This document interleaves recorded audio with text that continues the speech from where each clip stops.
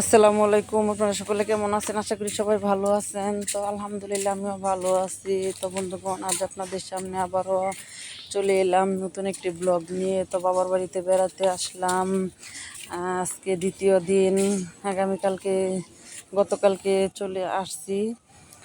তো এখন দেখেন, আজকে হঠাৎ করে বৃষ্টি নামছে। তো সকালবেলা আমরা খাওয়া দাওয়া করে বৈশা গল্প করতেছি। তো বাগানে যাব, কিছু শাকসবজি উঠাবো।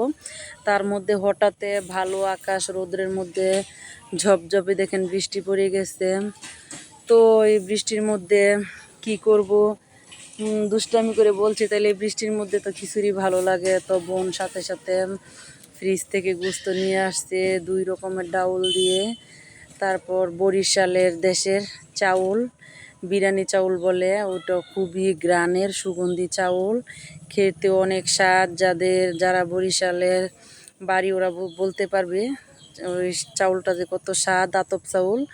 তো ওই চাউল দিয়ে, ওর শ্বশুরবাড়ি তো বরিশাল, তো ওইখান থেকে চাউল নিয়ে আসছে।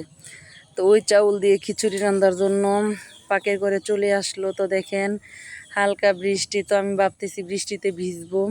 এখন দেখি বৃষ্টি কমে গেছে, বৃষ্টি এই নাই, ঝপঝপে কিছুক্ষণ পড়লো। তো এখন খিচুড়ি রান্না করতেছে, তো ওখানে যাব।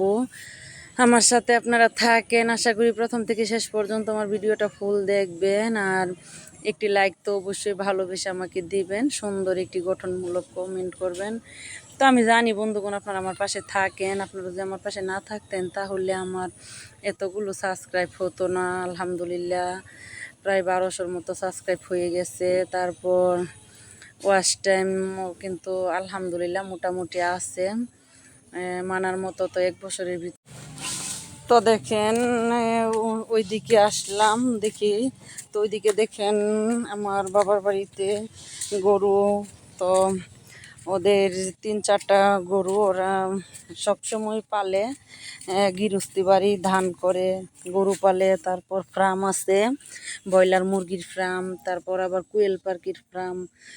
তো ওরা এরকমই করে খামার, কৃষিকাজ, তারপর পশু লালন পালন, এগুলোই ওরা বেশি করে গ্রাম এলাকা। তো তাই তো দেখেন এখন খিচুড়ি বসাচ্ছি। তো পাকের ঘরটা একটু দিন অন্ধকার করছে, তো অন্ধকার হয়ে গেছে, আপনারা কিছু মনে করবেন না। ভালো পরিবেশ দেখানোর মতো না, কারণ যেহেতু ওয়েদারটাই ছিল বৃষ্টির মতো, অন্ধকার টাইপের।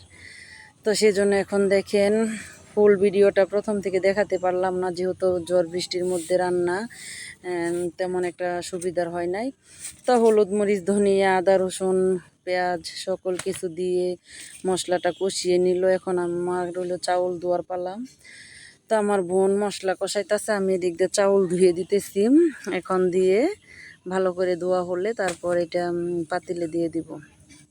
তো 3 রকমের ডাউল নিছে, মুগ ডাউল, মুসুরি ডাউল, আর হইলো কি বলে খেসারি ডাউল। তো ডাউলগুলো ভিজিয়ে ভালো করে ধুয়ে নিয়েছে।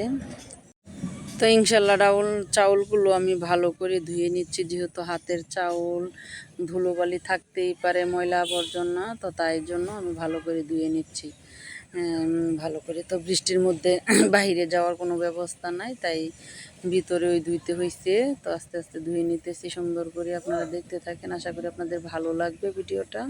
তো এখন আমি চাউলগুলো ভালো করে দিয়ে দিতেছি।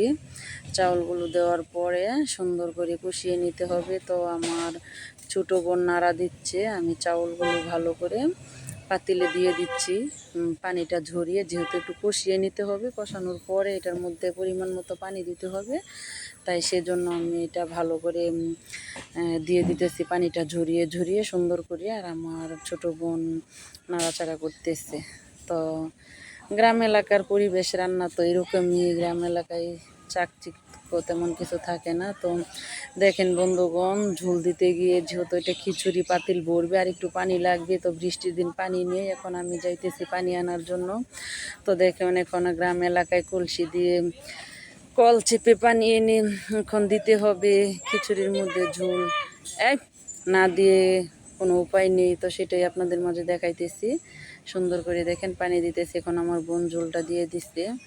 তো গ্রাম এলাকায় আর কি দেখাইবো, দেখানোর মতো তেমন কিছু নাই। আপনারা কি তো তো দেখেন বৃষ্টি এরকমই তো হইতাছে, টিপ টিপ ঝিরঝিরে বৃষ্টি। হাঁস দেখেন কি সুন্দর করে মনের আনন্দে গোসল করতেছে বৃষ্টি পেয়ে। তো হাঁস তো গোসল করতে অনেক ভালোবাসে, সেই জন্য অনেক খুশি হইতাছে। দুইটা হাঁস দেখেন খুব সুন্দর করে মনের আনন্দে পাখনা ঝেড়ে গোসল করতেছে। আমার কাছে কিন্তু দারুণ লাগতেছে, তো আমি এটা উঠিয়ে নিলাম। গ্রাম এলাকার সব জিনিস আমার কাছে ভালো লাগে। তো খিচুড়ি কিন্তু মাসাল্লা দিলে প্রায় হয়ে উঠে গেছে, ঘনত্ব হইতাছে দেখেন আপনারা কেমন। আর একটু ফুটবে, পানিটা আর একটু শুকাবে। এটা কিন্তু ভুনা খিচুড়ি হবে না, হালকা একটু গাঢ় গাঢ় থাকবো, ওই রকম টাইপের খিচুড়িটা হবে, যেহেতু একবারে গোস্ত ডাউল সব কিছু দিয়ে করানো। বোনা হলে তো আলাদা তরকারি লাগবে, তো আমি একেবারে সব কিছু দিয়ে দিলাম। তো মাসাল্লাহ রান্না শেষ, এখন খাবারের পালা। সকল কষ্টের পরে কিন্তু সুখ করার পালা। তো আলহামদুলিল্লাহ খিচুড়ি নিয়ে নিয়েছি। তো ওরা সালাদ টালাদ রেডি করতেছে, আমার বেশি খিদা পাইছে, আমি কই আগে একটু খেয়ে নিই। তো মেয়ে আগে উঠিয়ে নিল। মাসাল্লাহ বরিশালের চাউল কিন্তু অসাধারণ স্বাদ, খুবই ভালো লাগছে, স্বাদ অন্যরকম।